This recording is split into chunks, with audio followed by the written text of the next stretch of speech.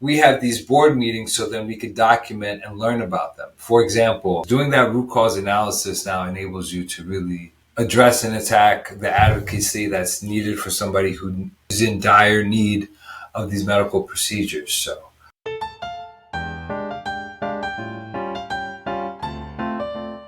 So, welcome to the You Are a Lawyer podcast, Samora Legros. Thank you. Glad to be here. Thank you for the invitation, Kyla. Yeah, of course. So, Samora, you and I went to law school together, and I have to say this off jump. It's a great privilege to speak to you. Samora has seen me through craziness, and now here we are on the other side of law school. Okay, so Samora, I know a ton about you, but the audience does not. Please spend a couple minutes and tell everyone where you're from, why you went to law school. Hi, everyone. My name is Samora Legros. I'm originally from New York, born and raised in Harlem. My family's from Haiti, so family was always important to me growing up with my younger sister, parents, a big group of cousins, grandparents. Those traditional values were always a part of my process. So when you start to learn and observe, I went to the Browning School from the 7th through 12th grade, and then afterwards went to Vanderbilt. And in my sophomore year, I had an opportunity to start working with Michael Lasher, who is a parent from the Browning School. And, he gave me an opportunity to start clerking at his law firm. I've worked there during the summers and anytime I had a break. And, as the steps start to, climb up the mountain, he would present me with more difficult assignments. And, he gave me a 300-page packet one day, and I was able to find some important information. And he said, "You know what, kid, you have something." And, once I started to learn about what the sword and shield could also do, I saw how it was a way to help and protect people, especially with an elderly grandmother who just turned 100 years old. But back in 2008, 2009, I had the opportunity to work at his law firm full time after graduating in 2007. And, one of the most interesting cases was actually more like social work. And, Miss Pratt was about to get evicted from her apartment. And the reason was because she was suffering from cancer. And because she was going through chemo, she was no longer able to work.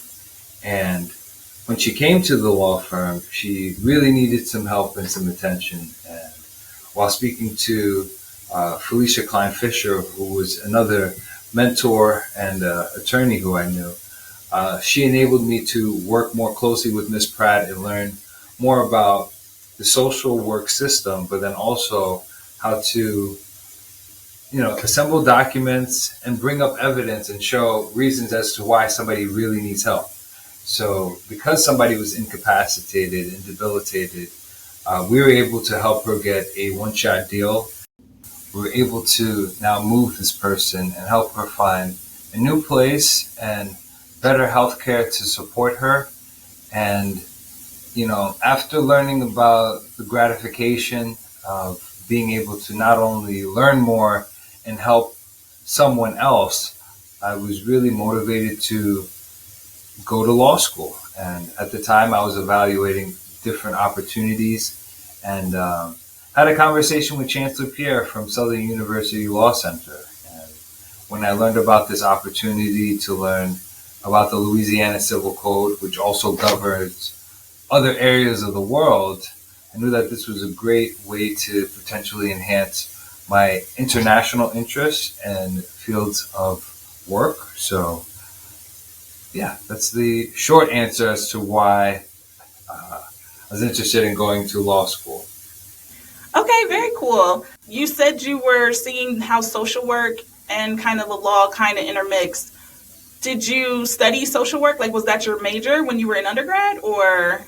No, but political science was. Okay. And as you start to look at policies and how they study and affect people and the statistics that you accumulate for particular demographics, One common denominator, as somebody whose family is from Haiti, is that there are other areas, especially in the Western Hemisphere, countries that are clear as night and day with the wealth poverty gap that exists. And when you have opportunities to bridge the gap and also help people in your community and around you, um, it became an important tool and resource. Even speaking to people in my neighborhood, the law was a way to help protect me. I think we've talked about this, especially while being in Louisiana. Sometimes you get pulled over and stopped by police officers, and you don't even know the protocol for how to present yourself, how to remain calm, hands on the wheel. I have a copy of the Constitution on my windshield just to make sure that there is an elevated level of conversation and I'm not categorized as a potential suspect just because of my physical manifestations. Yeah, absolutely. Where I'm from, it is a driving city, but Baton Rouge is a completely driving city. I mean, you're like, okay, there are city buses, but they really just work in the city, not kind of where we were out in Scotlandville. And then we were really close to the airport, but the airport was like tiny. You know what I mean? We weren't even hearing planes going all night and like disrupting us. So Louisiana was just its own place. So the idea of getting pulled over when you're in this completely different culture, when you're in the South, right? I'm a Yankee. You're definitely a Yankee being from Harlem. What was it like when you made the decision? Okay, I'm going to law school. I'm going to law school in Louisiana. What was that like did you have conversations about it, or were you just like, okay, let's just move to Louisiana? There were a number of internal conversations that I had. First with the advisors and the team of mentors that were around me, because this was a long-term project. I mean, it was a decision to work as a paralegal full-time before going into law school. So one thing that I learned while going away to school at Vanderbilt was from 2003 to 2007, I was unplugged from what was going on in my neighborhood. I had to be fully vested into what I was doing. And win, lose, draw, you're learning so much. You're meeting new people, broadening your horizons, experiencing new classes, meeting, professors who are world renowned or publishing. It was very interesting to see how unplugging and fully committing in a new setting did not mean that I was always turning my back and looking to see what I needed to do. I became more of a decisive decision maker, and at a different pace of the South, I also enjoyed, being in Louisiana. It was a bit of a culture shock as somebody who grew up across the street from a train station. So transportation was always big for me, but to be able to adapt, but also make some observations. I mean, I had a professor, Cleveland Kuhn, who was the first one to really highlight environmental justice and injustices. And we start to see that certain areas are either going to get the funding and the support for building infrastructure, such as transportation. You see how it can make a huge difference. But you know what? I like to drive. So being in Louisiana wasn't a bad thing because I got a car when I was out there. And it was a nice way to get around.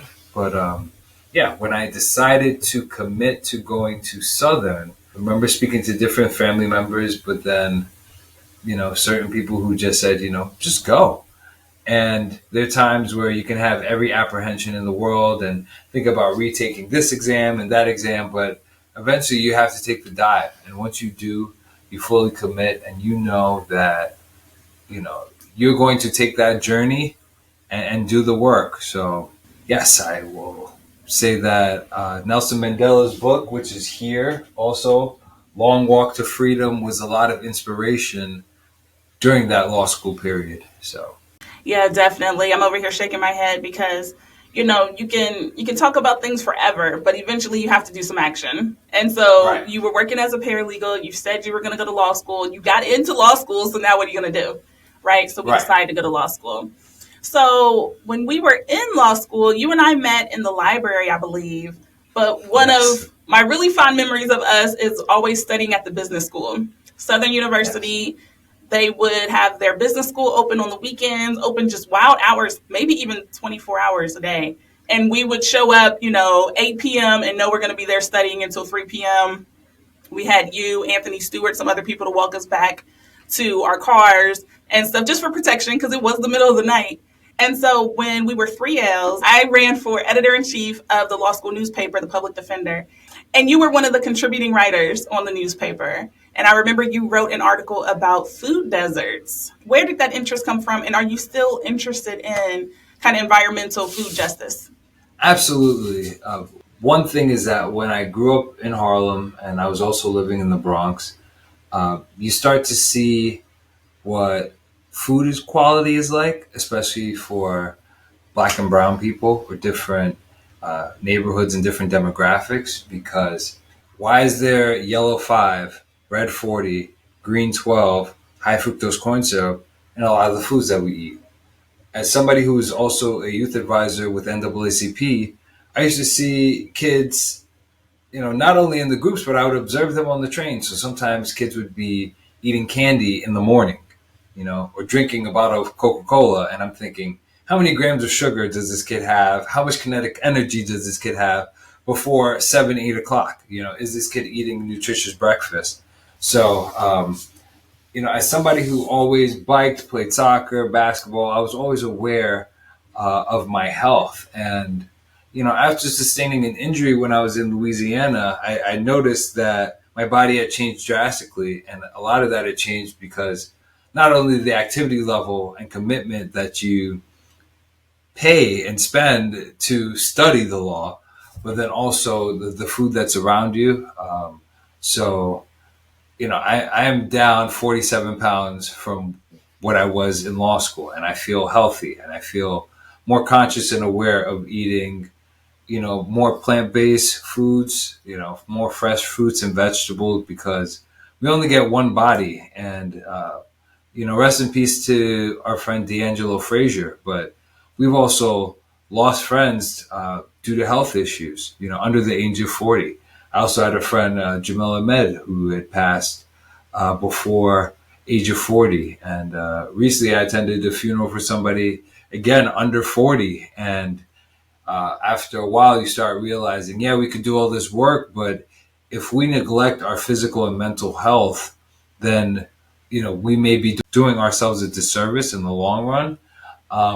But then also, while I was at Southern, having a professor like Cleveland Kuhn who let me know about administrative law and what happens at the ground level and at local elections and, what are your senators and members of legislatures supposed to be doing? So, yes, we could learn about all these different classes, but then there was a level of accountability that came with learning about not only the food, but then, almost food discrimination. Why does a certain area not be able to get, FDA approved food? Or why isn't it the healthiest or the best quality or is the most pesticides or the most GMOs? And one thing that hit home was when I went to Haiti in 2018, I had chicken and it was free range chicken, but when you defeathered the chicken, it was about the size of my palm. So when you see chicken at the grocery store that is 2 times bigger, and then you start looking at the health of black people. So who has diabetes, high blood pressure, cholesterol issues? The list goes on and on. Gout. I mean, and the number of cancers associated to, either, genetically predisposed issues, but then also things that can happen in your area. So when we were also down there, we were in Cancer Alley. So if you know that your air quality is going to smell a certain way, if there's going to be fracking in your water or potential contamination, and do you notice a change in your breathing? Yeah, you start to think about these things, and that happens more and more, unfortunately, when you lose people who are close to you. So, Yeah, definitely. It was its own place. I mean, I went to Louisiana originally wanting to do environmental law, And Baton Rouge has the third largest Exxon plant in the world. And so I was like, oh, this is a great place to be. I ended up working with the Louisiana Department of Environmental Quality because that was what I wanted to do. So if you were coming there for policy, for administrative law, types of things that you're talking about, yeah, it was a great place to be. But also you were subjected to living there as well, right? All of the environmental things, the lack of fresh produce. I mean, you could find grocery stores, but they were far. And again, it was, you would have to travel a good 20 minutes, at least Yeah, 15. not walking distance. Oh, no, definitely not. Definitely not. So, Samora, is there anyone in your family that is interested in law, that was involved in law, anything like that, that may have inspired you to want to be a lawyer? Yes. When I was much, much younger, I learned more about my grandfather. And fortunately, it passed 1992, but Max Cadet was not only a lawyer and a judge, but he was also a dentist. And to see the malleability with his education and the opportunities that opened up, it was always inspiring because he also sent his kids abroad with student visas. So the pursuit of education and the law ties into so many different areas because, as we had discussed, with administrative law, environmental law, we're learning where there are topics where the dots connect, and being able to align those is important. So when you look at your family history and you also see that you have, I have uncles, who I used to observe when I was younger. And as you get older, you're learning more and more. And then you're learning about how you perform, how you behave, communicate, and most importantly, how to write. So as somebody who always used to write either in a journal or just to myself, I learned the importance of writing and the law. And over time, when I learned more and more about my grandfather, it's that inspiration comes in different phases. So from age 17 to 27 to 37, I could talk about the influence of family and pushing me along that path. And Yeah. even after, his children and my grandmother at the time, Therese Cadet, had decided to open up a dental foundation in his name. And it's the Max and Therese Cadet Dental Foundation. And now, as a member of the board, where we fast forward, I'm able to use the information that I learned from law school. I have Professor Radcliffe, who's another sharp professor who I had business entities with.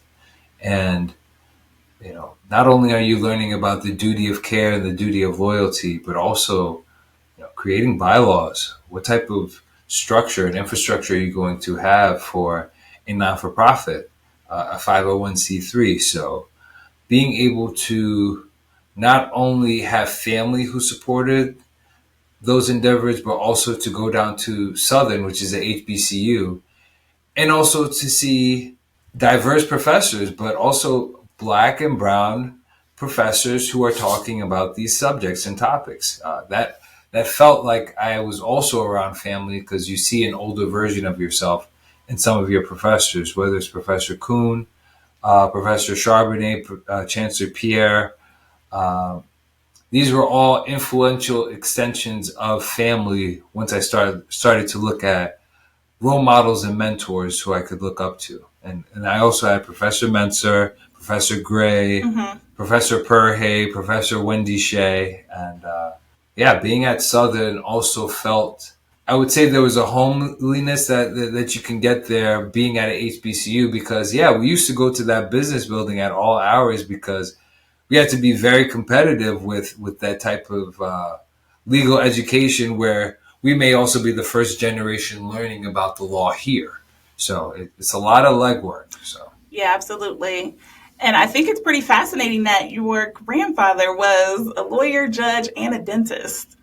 That's incredible. So this foundation that you opened, let's talk more about being a board member, because board membership is shown all over TV. It's definitely in the show Succession, which is pretty recent. It was all over the show Suits. Like any of those legal shows, people are like, oh my God, you're on the board. Oh, it's so fancy. So, what do you do as a board member, and how do you use your law degree in that space? Well, I wanted to rewind because I personally didn't open it. I mean, it's so much teamwork that goes into it. I have to thank my mom, who's the president, who has been working with this foundation for a long time. And, it's the inspiration that you see with your family that influences you. So even from a young age, I used to see her involved with the day to day operations and contacting different dentists, collecting dental equipment, shipping them down to Haiti, actually going down there to in Haiti with family. So that was a major influence. So I've been down there, so it really touches home and it means a lot. And then also my aunt Genevieve, who's actually on the ground in Haiti, operates the Fondation Max Cadet in Port-au-Prince, in Canapé Vert. And she works with the medical director, and she is in charge of so many different functions that we have these board meetings so then we could document and learn about them. For example, there are a number of people who needed surgeries for their jaws. You had people who would ride on mopeds, but then maybe not have the right headgear. So when they make contact with the floor, now a mandible's broken, right? And now how do you help these people? How do you advocate for these people? Another thing is that there was we had a 13 and 15-year-old girl who had, these girls had tumors in their mouths. And for people who neglect or don't get the proper dental care on time, and usually it could be an affordability or access issue, she had to get these tumors removed. And there were surgeries that were done. The people who had these tumors in their mouth experienced bleeding. And when you start to have issues, especially in your mouth, they can expand and really harm other areas if you don't take care of them. So being in a place where I can advocate for people, I can't emphasize how important classes like trial advocacy and learning how to document and even mediations, and learning how to discuss and speak to people, and learn about a problem. Professor Alvin Washington did such a great job of pinpointing problems and analyzing them that, it gave me the confidence to now discuss the root cause of the problems. Doing that root cause analysis now enables you to really address and attack the advocacy that's needed for somebody who is in dire need of these medical procedures. So Yeah, absolutely. So I love that you were watching your mom and your aunt running the foundation, keeping it going. well, the new development is that I was able to bring in a colleague from law school. That was Okay. Mike Beeler.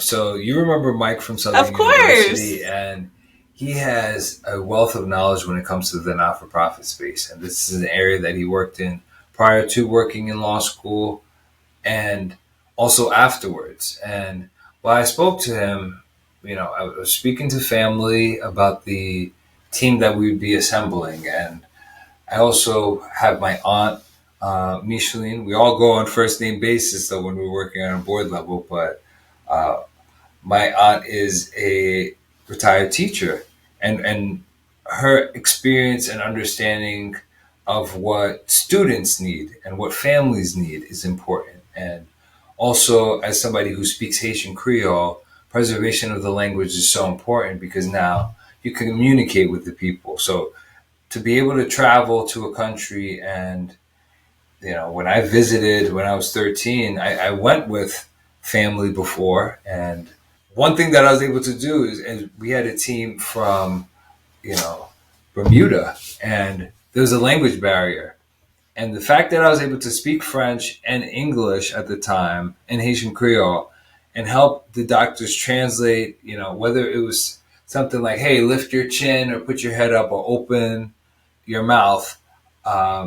These were simple instructions that I could assist with. So again, being able to work with this team, there's a lot of history. My cousin Alex does marketing and web development. So He's able to create this awesome website for us and really show and advocate, you know, for us, being able to show the mission statement, the history, and also ways to donate. This is the ways that we can harness technology. And I also encourage so many people to also learn about the technological piece of your profession, because that's what's necessary in 2023. Every profession that you have has some computer piece or element, some tech element. So being able to adapt and also help assemble a team. I met Dr. Gordon Frazier last year, and he's a periodontist in Atlanta who now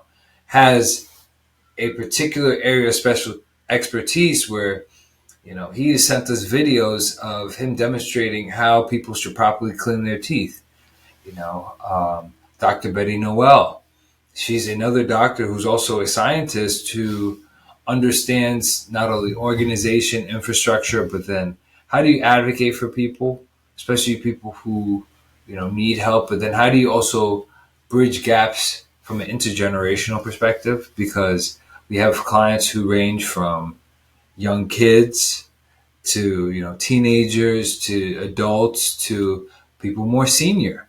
So how do you have that range? So having people who also work in education is important, but also Dr. Benjamin Medina, who's a Filipino dentist, can also speak to me at high levels. I just got my teeth cleaned, and I was talking to him about the need for the dental clinic and how we are fundraising, and whether it's our website or GoFundMe, it's important to advocate. Again, I'm learning new vocabulary in this position as a board. So I'm also constantly doing homework, and I think going to law school makes, I think, everyone an avid reader, but also we're wordsmiths. So we are constantly adding new vocabulary and language to our arsenal so that we can use our sword and shield and help people.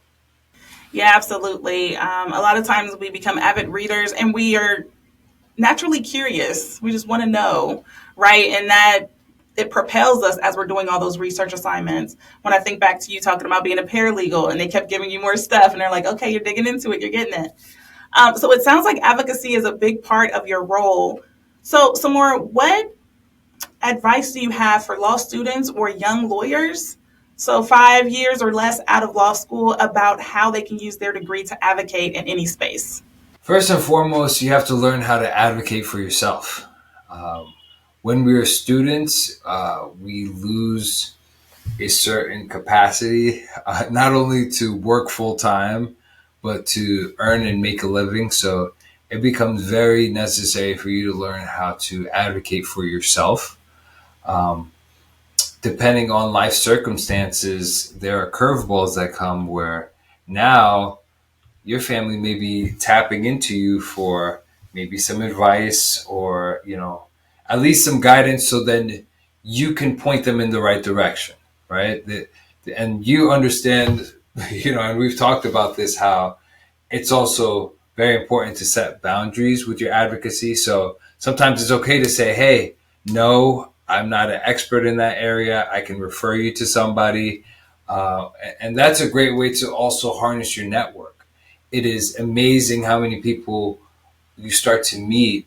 And once they learn about your ability to advocate for yourself, whether it's verbally or writing or reaching out to other people or going somewhere in person, it's important. For me, one of the simplest things was showing up to court anytime I had a ticket, a traffic ticket or something.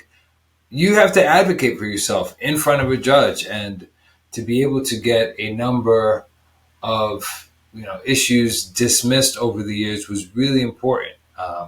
You also can learn about how you can help. For me, at a board level, but then there are also community boards and local groups. For me, locally, there's the Northwest Bronx Community and Clergy Coalition, and they operate in a way that really raises awareness about voter power, health and justice, and what's going on. There's also an armory project that's happening, and while showing up at some of these public meetings, they were taking place at local public schools, in an annex building of Monroe College. PS 340 is another location. So when I went to these meetings on Saturday, I was able to speak and also listen. And it's so necessary to listen because, as we learned in law school, what is the call of the question? So when you listen, you also get to hear the problem. And during that process of listening and jotting things down, you're breaking down a rubric for a solution. And it's so important. I look at these skills, especially when it comes to, shout out to Professor Shields for legal research also. When you have to research, that enables you to advocate. Okay, there are facts in law that you either know or you don't know. Same thing with policies. That it is important to do your homework and your research so that you can go into these spaces knowing what to do. So regardless of being junior, that's another thing. There was a range of lawyers, sometimes in our 20s, 30s, 40s, 50s, and you don't know who you're going to be interacting with. But going to law school gives you the capacity and the confidence to speak to just about anyone, and in a professional and respectful manner. So it is important to be able to speak to people, because then while I'm listening to the need for, an armory building to be reconstructed and how can it help the community, I'm thinking about, oh yeah, Professor Charbonnet talked about this as construction law. And he talked about a critical path method, which is a 12 to 14 step process for conducting a construction project. And by attending these meetings and casually discussing some of these topics, because you saw the work that we had to do in order to remember this information, when you are bringing it to different people at the local level, all of a sudden you sound like one of the more knowledgeable people or sources of information. So what ends up happening is that from an advocacy perspective, you become somebody that people can rely on. And it is a pleasure and honor to be able to have earned that Juris Doctorate and be able to really break down problems like a doctor would, and really analyze and have a formulaic way of going about a process. So if you want to advocate for yourself, your family, people at your job, your own business, the environment, your school, there are ways to do it. Yeah. But you got to start with advocating for yourself. So that makes sense. Absolutely. Makes sense. Absolutely. Yeah. One of my favorite experiences with Professor Charbonnet, I took construction law. I'm fascinated learning about how you have to take these tree stumps out of like airplane, like runways, because it eventually will compound. But for extra credit, he told us to watch My Fair Lady. And then, he was going to ask a question about it or something. And I was like, I'll watch the show. I literally watch that movie once a year. It is like become my favorite movie because it's all about words. He was obsessed with words. This guy was teaching that, he was studying dialects. I had never seen the movie. I've seen it twice live. Well, let me say that better. I've seen it live 2 times because I fell in love with it when I was in law school. I was like, wow, look at this. So, he probably doesn't even know that that's his legacy. People are in different states talking about him making us watch that movie. But yeah, the things we learned in law school, they definitely stayed with us. So how can we get involved with this project? Well, first, check out the website, which is cadetdentalfund.com, and it will show you the homepage, the information about Relais France Europe, which is our French counterpart. There's the About page, which gives some background. You can also see more information about the missions that we've done, the testimonials, and where you can also donate. And this is a nice central location. Feel free to also contact me at slegros123@gmail.com. We also have a cadet dental fund at gmail.com email address. So if there are any questions, any inquiries, we do get people who were either retired dentists or who know people in their networks who are interested in giving back in different ways. So we've worked with the robotics team, and we're in the process of developing potential technology. So we'll see what happens, but this is an Yeah. exciting time. So yeah, stay tuned for the things that we post online. Okay, so I'll make sure that I put the website and your email address on the screen for everyone that's watching on YouTube. You can see that. If you're listening through the podcast, I will include Samora's email address and the website in the episode notes. Okay, so Samora, is there anything else that you would like to share with the audience about any projects or anything that you're working with? Absolutely. So the other passion project that I have is the Panther Mentors. And, the Browning Panther Mentors is a group of Black alum, and we're a diverse group, but we started with a group of us who were trying to solve and navigate some issues that were happening back in 2020. During the Black Lives Matters movement, there were a lot of black ad accounts for students and alumni who were at certain academic institutions who had negative experiences. And at the time, people were talking about a number of different schools, and our alumni group hadn't done anything yet. And I started to get texts about, hey, what are we going to do? And um, at one point, Dr. John Body, who was the head of the school at the Browning School, invited 18 of us for a Zoom call to discuss issues that were going on, our experiences. And in the process, I noticed that there was 50 years of experience. We got to meet Dennis Coleman, who was the first black graduate from that private school from the class of 1972. Clendenin, Larry. There are a bunch of guys, but there are also people who were at school during the time I was there. Nate Garcia, Greg Springer, Brian McGurk, and Desmond Lewis. A number of us had teamed up. Ralph Lavoisier, and I talked to Nate about what we could do, and we had options. And I spoke to a mentor, Mr. Ken Marable, who runs DAIS, which is Diversity Awareness Initiative for Students, and he and his wife Joan Marable have been running this for years. And I used to actually be a participant and facilitator when I was in high school, and then continued after school.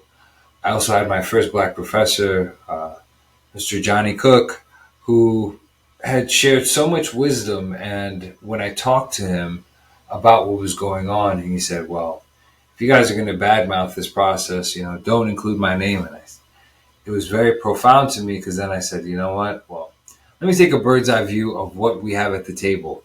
And to be able to work with a gentleman who was a Pfizer scientist who helped figure out milliliters and dosages of the vaccination that helped so many people. And there were lawyers who have experience working in finance, people working in government affairs, and the comptroller's office, and assistant principals. Wait a second, I was with an academic dream team who could help create and solve problems, create solutions and really solve the problems that were ahead of us. And the number one thing that Mr. Cook told me was that, these kids need mentorship. I get it. You guys may feel a certain way, but how do you help these kids and help them grow and develop? So it became a very unselfish project where we were working with different levels of the administration. Bobby Mark was great with helping us navigate how to create a scholarship fund. And just learning these skills have now helped us, not only, help kids go through school. So being able to see that two kids have been able to now, attend a different experience. And I'm glad that they were able to, compete and go to this, to the Browning School, but then also to have this fabulous network of people who, we support each other, we check in, but we also have been there. So we can also tap on each other's shoulders and say, hey, I need help with this, or hey, how are you doing? And to know that we were able to work on a list of demands and really articulate what type of help people could need, whether it's, representation at the board level, or using NYU Steinhardt standard for cultural relevance. So being able to now affect the curriculum. This was another way to really tie in a lot of the organizational skills that we had learned from law school. Get people lined up and figure out, what's their contact information, how do you follow up, and how do you really put things on paper? Because that conversation could have ended after that, that initial Zoom call, but we wanted to be sure that we had brains that were going to pay attention to what we wanted to consciously create and what type of movement we wanted to build. So it's been a passion project. So you mentioned the Browning School before. Was that a high school or middle school, or what kind of age group was that? So it's K through 12, and I attended from 7th to 12th grade. But what was great, too, is that last year I was able to visit in February and read to a kindergarten class, and communicate with kids who were in, K through 4th grade. And one thing that I always learned was that sometimes you need to see an older version of yourself. So when I had that, someone like Greg Springer, Ralph, Desmond, a lot of these guys were, older, and maybe we didn't communicate a lot when we were, attending school because we were all so busy, but when we did, yes, there was a sense of brotherhood, and to be able to reconnect the dots with them at this capacity has been a privilege that has now grown and has given me the confidence to do a number of other passion projects, because a lot of this work is also more advocacy work. Yeah, definitely. And what I appreciate about this conversation is you're even making me think about ways that I can give back more, right? Like all alumni, whether it's college, law school, high school, elementary school, can be like, oh, remember that? Oh, we hated that. Or, oh, this was terrible. But you can find a positive way or a way that you can give back to actually support and encourage the next generation. So I'm over here thinking, I'm like, I could do a scholarship. I should do like a podcast scholarship for my high school or something. You know what I mean? Or like teach a workshop or something. So that's a fantastic idea, and I would support it, because when you're in school, you're not really paying attention to what's going on outside. Yes, you could be reading the news, but it's not until you're done with school that now you can say, wait a second, I have an impact on certain things, especially when you can harness your own dollars to help do the things, the passion projects that you want to do, and use your resources to be able to organize at different levels. So, yeah, absolutely. Well, thank you so much, Samora. This was a pleasure. I appreciate talking with you today. Thank you so much for having me. It's been a pleasure to reconnect the dots, and to also talk about the work with the Max and Sarah's Cadet Dental Foundation. And yes, I'm looking forward to this. Yeah, absolutely. All right. Well, you have a great day. Bye. You too. Thanks again. Uh-huh. Bye.